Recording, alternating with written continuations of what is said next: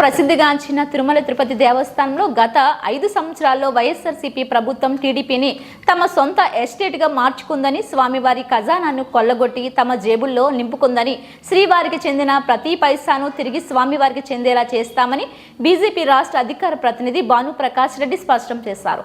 Tirupati press క్లబ్లో మంగళవారం ఉదయం జరిగిన మీడియా సమావేశంలో ఆయన పలు అంశాలను మీడియా ముందు ఉంచారు. ధర్మక్షేత్రమైన ధార్మిక క్షేత్రంలో ప్రతిదీ దాపరికాలేనని, అన్ని దోపిడీ వ్యవహారాలే గత ప్రభుత్వం చేసిందని ఆయన తీవ్ర స్థాయిలో మండిపడ్డారు.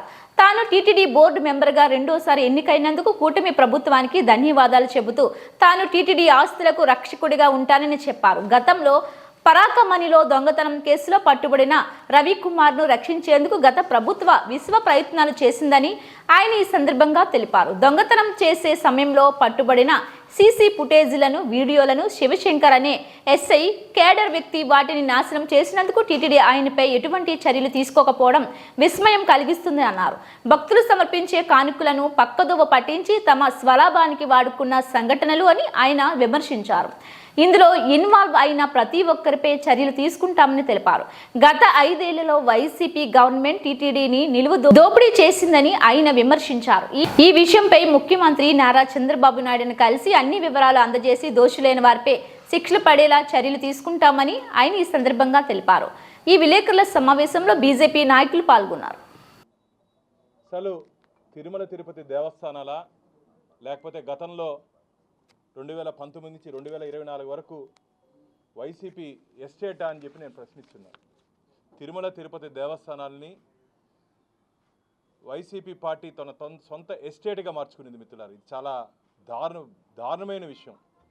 నియమ నిబంధనలకు వ్యతిరేకంగా తిరుమల తిరుపతి దేవస్థానాల్లో ఇష్టానుసారణంగా ప్యారలల్ కోర్టు అంటే మామూలుగా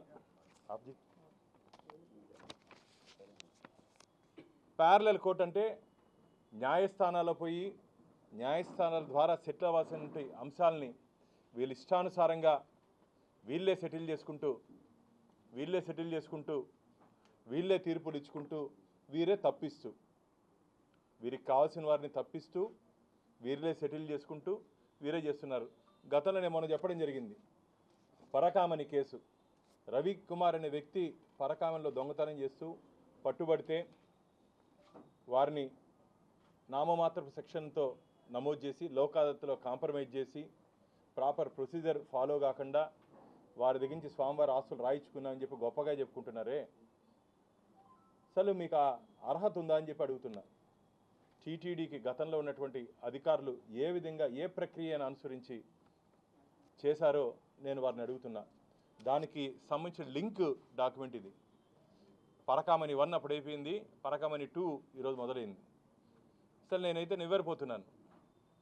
తిరుమలకు వచ్చినటువంటి భక్తులు తాము పోగొట్టుకున్నటువంటి విలువైన వస్తువులు, బంగారు కానీ, డబ్బు కానీ, ఆభరణాలు కానీ, ఫోన్లు కానీ పోగొట్టుకుంటే అవన్నీ విజిలెన్స్ వారు గుర్తించి భక్తులకు అందజేస్తారు. భక్తులు కానీ దాన్ని రాకపోతే ఒక 2-3 నెలల సమయం చూసి స్వామివారి హుండీలో సమర్పించేస్తారు. అది జరిగే ప్రక్రియ. కానీ తిరుమలలో 2023లో మిత్రులారు ఇది విజిలెన్స్ రిపోర్ట్, టీటీడీ ఇచ్చినట్టు విజిలెన్స్ రిపోర్ట్. ఇదేదో భానుప్రకాషో మిగతా ఇచ్చినటువంటి విజిలెన్స్ కాదు. టీటీడీ విజిలెన్స్, తిరుమల తిరుపతి దేవస్థానాల విజిలెన్స్ రిపోర్ట్. అఖిలాండ కోటి బ్రహ్మాండ నాయకుడు కలియుగ ప్రత్యక్ష దైవం వెంకటేశ్వర స్వామి ఖజానాకే రక్షణ లేకుండా పోయింది మిత్రులారా. ఆయన ఖజానాకే రక్షణ లేదు గత ప్రభుత్వంలో. To chief vigilance and security officer Tirumala Tirupati Devasthanams dated 13/6/2023, 13/6/2023. అప్పుడు ఎవరున్నారు? అప్పుడు అధికారులు ఎవరున్నారు? అప్పుడు టీటీడీ ధర్మపాలక మండలి అధ్యక్షులు ఎవరున్నారు? ఈఓగా ఎవరున్నారు? ప్రభుత్వం ఎవరుంది? The vigilance wing Tirumala a report against command control staff regarding their misoperation and illegal activities. మిత్రులారా, submission of report regarding during the course of inquiry it was discovered that several members of the command control staff including VI Shivashankar, VI ante SI rank మిత్రులారా, Shivashankar, PSGs HGs, vendors and AWPOs have been involved in the misuse of lost of articles and money belongs to the pilgrims. Clean first లైన్లో అర్థమైపోయింది. First లైన్లోనే మొత్తం staff కొంతమంది కుమ్మక్కెయ్యి భక్తులు సమర్పించుంటే కానుకల్ని misuse చేశారు, తమ సొంత అవసరాలకు వాడుకున్నారు. అసలు ఒక్కొక్క రిపోర్ట్ కానీ చదువుతా అంటే దాదాపు ఇది 50 పేజీలు ఉంది మిత్రులారా. There was no record registers and they are misusing that articles, items, some given to the pilgrims, కొన్ని భక్తులకు ఇచ్చారు, and remaining one taken by the officer. అధికారులు తీసుకునేసారు మిత్రులారా. అక్కడ నుండి ఏం జరుగుతుంది కొండ మీద, ఏం జరిగింది కొండ మీద, అప్పుడు నుండి అధికారులు నిద్రపోతున్నారా? ఇంతంతా జరిగింది కదా. దీని ఫైనల్ రిపోర్ట్ చదువుతాను చూడండి.